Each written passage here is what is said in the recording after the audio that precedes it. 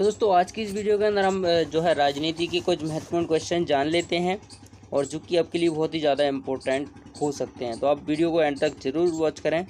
चलिए दोस्तों वीडियो को स्टार्ट करते हैं। तो आज का जो हमारा पहला सवाल है वो है भारतीय संसद के गठन का प्रावधान जो है किस अनुच्छेद में किया गया है, यानी कि किस धारा के तहत जो है भारतीय संसद के गठन का जो है प्रावधान रखा गया है। तो इसका जो राइट आंसर है वो हो जाएगा यहाँ पर 79।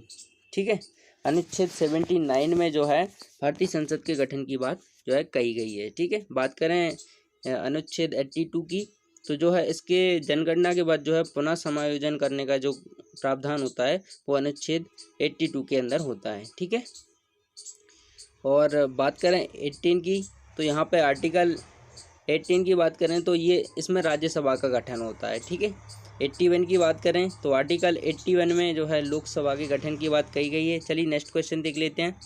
नेक्स्ट क्वेश्चन है हमारा, राज्यसभा के सदस्यों का कार्यकाल कितने वर्ष का होता है। तो इसका जो राइट आंसर है वो यहाँ पे हो जाएगा 6 वर्ष का।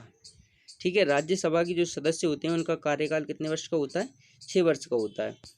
नेक्स्ट क्वेश्चन है, राज्यसभा को कब भंग किया जा सकता है। तो दोस्तों इस आपके पास ऑप्शंस हैं, प्रत्येक 5 वर्ष बाद, प्रत्येक 6 वर्ष बाद और प्रधानमंत्री की सलाह पर, या फिर कभी नहीं। तो इसका जो राइट आंसर है वो हो जाएगा कभी नहीं। दोस्तों राज्यसभा को कभी भी भंग नहीं किया जा सकता क्योंकि ये कभी भी विघटित नहीं होती। ठीक है, नेक्स्ट क्वेश्चन देख लेते हैं।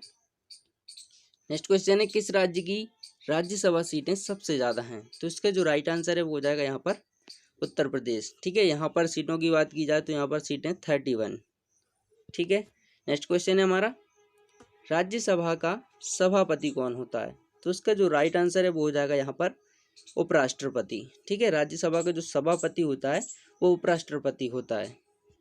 नेक्स्ट क्वेश्चन है हमारा, लोकसभा में अधिकतम सदस्यों की संख्या जो है कितनी होती है। तो इसका जो राइट आंसर है वो हो जाएगा यहाँ पर 552। ठीक है, लोकसभा में अधिकतम सदस्यों की संख्या जो है 552 है। ठीक है, जिनमें कि 2 एंगल होते हैं, 2 एंग्लो इंडियन होते हैं, वो आप लोग समझते ही हैं। और राज्यसभा में सीटों की अगर बात की जाए, अधिकतम सदस्यों की अगर बात की जाए तो राज्यसभा में जो है 250 सदस्य अधिकतम हो सकते हैं। ठीक है, 7वां क्वेश्चन है हमारा, लोकसभा के प्रथम अध्यक्ष कौन थे।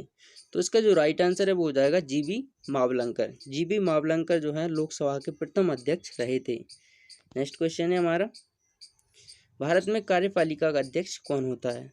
तो इसका जो राइट आंसर है वो हो जाएगा राष्ट्रपति। वास्तविक कार्यपालिका का जो अध्यक्ष होता है वो होता है राष्ट्रपति, यानी कि सारी शक्ति उसी के हाथों में निहित होती है। चलिए नेक्स्ट क्वेश्चन देखते हैं, देश का प्रथम नागरिक कौन होता है। तो इसका जो राइट आंसर है यहाँ पर राष्ट्रपति हो जाएगा। ठीक है, राष्ट्रपति ही देश का प्रथम नागरिक होता है। ये इसलिए कहा जाता है कि जब भी कोई कानून या कोई विधेयक पारित किया जाता है तो सबसे पहले राष्ट्रपति पर ही वो लागू होता है। ठीक है, इसलिए देश का प्रथम नागरिक राष्ट्रपति कहा जाता है। चलिए नेक्स्ट क्वेश्चन देखते हैं, भारत का राष्ट्रपति बनने के लिए कितनी वर्ष की आयु होनी चाहिए। जी हाँ दोस्तों, ये वेरी इंपॉर्टेंट क्वेश्चन है, इसको आप याद रखिएगा। भारत का राष्ट्रपति बनने के लिए आपके पास न्यूनतम आयु कितनी होनी चाहिए। तो इसके जो राइट आंसर है वो हो जाएगा यहाँ पर 35। और बात की जाए यहाँ पर उपराष्ट्रपति के लिए, यहाँ पर कितनी आयु होनी चाहिए, तो वो भी यहाँ पर 35 है। ठीक है, राष्ट्रपति और उपराष्ट्रपति दोनों के लिए यहाँ पर 35 की एज होना जरूरी है। ठीक है, नेक्स्ट क्वेश्चन है हमारा, राष्ट्रपति पद के उम्मीदवार के लिए अधिकतम आयु कितनी होनी चाहिए। जी हाँ दोस्तों, अभी हमने बात की थी कि राष्ट्रपति पद के लिए जो है कौन व्यक्ति निर्वाचित होने के लिए कितनी आयु उसकी होनी चाहिए। अब बात करेंगे कि अधिकतम आयु कितनी होनी चाहिए राष्ट्रपति पद के उम्मीदवार के लिए। तो इसका जो राइट आंसर है वो हो जाएगा यहाँ पर कोई आयु सीमा नहीं। जी हाँ दोस्तों, भारत में जो है इसकी कोई भी आयु सीमा नहीं रखी गई है राष्ट्रपति पद के उम्मीदवार के लिए। चलिए नेक्स्ट क्वेश्चन देखते हैं, राष्ट्रपति पर महाभियोग की प्रक्रिया को किस देश के संविधान से जो है लिया गया है। जी हाँ दोस्तों, वेरी इंपॉर्टेंट क्वेश्चन है। राष्ट्रपति पर महाभियोग होना बहुत बड़ी बात होती है। ठीक है, तो इसका जो राइट आंसर है वो हो जाएगा यहाँ पर अमेरिका। राष्ट्रपति पर महाभियोग का मतलब होता है उसे पद से हटाने के लिए। ठीक है, पद से हटाने के लिए जो है महाभियोग लगाया जाता है, तो ये अमेरिका के संविधान से ये प्रावधान लिया गया है। ठीक है, नेक्स्ट क्वेश्चन है हमारा, लोकसभा के प्रथम उपाध्यक्ष जो है कौन थे। तो इसका जो राइट आंसर है वो हो जाएगा यहाँ पर M.A. Iyengar. M A Iyengar जो है लोकसभा के प्रथम उपाध्यक्ष थे। ठीक है, हमारा अगला क्वेश्चन है, लोकसभा अध्यक्ष तथा राज्यसभा सभापति के वेतन और भत्ते कौन निर्धारित करता है? तो राइट आंसर हो जाएगा संसद। जी हाँ दोस्तों, इसे जो है आर्टिकल 97 में कहा गया है। ठीक है, इसे आर्टिकल 97 में ये बात कही भी गई है कि लोकसभा अध्यक्ष और राज्यसभा सभापति के वेतन और भत्ते जो है संसद निर्धारित करेगी। ठीक है, नेक्स्ट क्वेश्चन है हमारा, प्रथम लोकसभा के विपक्ष का नेता कौन था? तो इसका जो राइट आंसर है वो हो जाएगा यहाँ पर ए के गोपालन। ए के गोपालन प्रथम लोकसभा के विपक्ष के प्रथम नेता थे। ठीक है, अगला क्वेश्चन है, मुख्य न्यायाधीश की अनुपस्थिति में राष्ट्रपति जो है किसके समक्ष शपथ लेता है? ठीक है, वैसे तो राष्ट्रपति जब बनते हैं तो उसके मुख्य न्यायाधीश के समक्ष शपथ लेते हैं, लेकिन अगर मुख्य न्यायाधीश की अनुपस्थिति है या वो कोई अर्जेंटली किसी काम में बिजी हैं, उनकी अनुपस्थिति में अगर राष्ट्रपति शपथ लेता है तो किसके नेतृत्व में वो अपनी शपथ लेगा? ठीक है, किसके समक्ष अपनी शपथ लेगा? तो इसका जो राइट आंसर है वो हो जाएगा सर्वोच्च न्यायालय का वरिष्ठ न्यायाधीश, यानी कि जो सर्वोच्च न्यायालय के वरिष्ठ न्यायाधीश होते हैं उनकी जो है उपस्थिति में राष्ट्रपति शपथ ले सकता है। नेक्स्ट क्वेश्चन है, राष्ट्रपति पद के उम्मीदवारों को चुनाव प्रचार हेतु कितना समय मिलता है? यह दोस्तों, राष्ट्रपति पद के लिए जो उम्मीदवार होते हैं उन्हें चुनाव प्रचार के लिए कितना समय मिलता है? तो इसके जो राइट आंसर है वो हो जाएगा 2 सप्ताह का। ठीक है, ओनली 14 दिन का उन्हें जो है समय मिलता है अपने चुनाव के प्रसार प्रसार के लिए।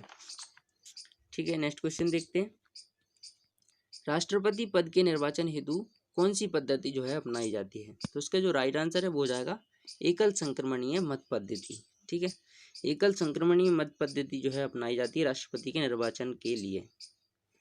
नेक्स्ट क्वेश्चन है हमारा, भारत के कौन से राष्ट्रपति राष्ट्रपति पद पर सबसे अधिक लंबे समय तक रहे? तो इसका जो राइट आंसर है वो हो जाएगा डॉक्टर राजेंद्र प्रसाद।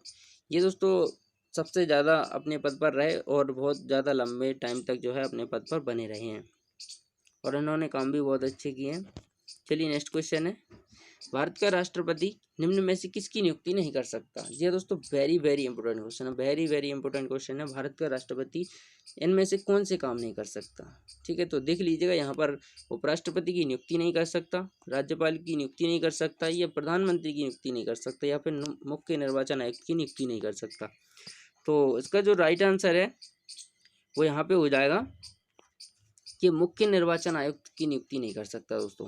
ठीक है, भारत का जो राष्ट्रपति होता है वो मुख्य निर्वाचन आयुक्त की नियुक्ति नहीं कर सकता, यानी कि उसे मुख्य निर्वाचन आयुक्त के पद पर नहीं बिठा सकता। तो उम्मीद करते हैं दोस्तों आप सभी को ये जानकारी पसंद आई होगी। ये जानकारी अगर आप लोगों को अच्छी लगी हो तो वीडियो को लाइक करें और अपने दोस्तों के साथ शेयर करें। मिलते हैं इसी तरह की जानकारी के साथ, तब तक के लिए टेक केयर, बाय बाय, जय हिंद, वंदे मातरम।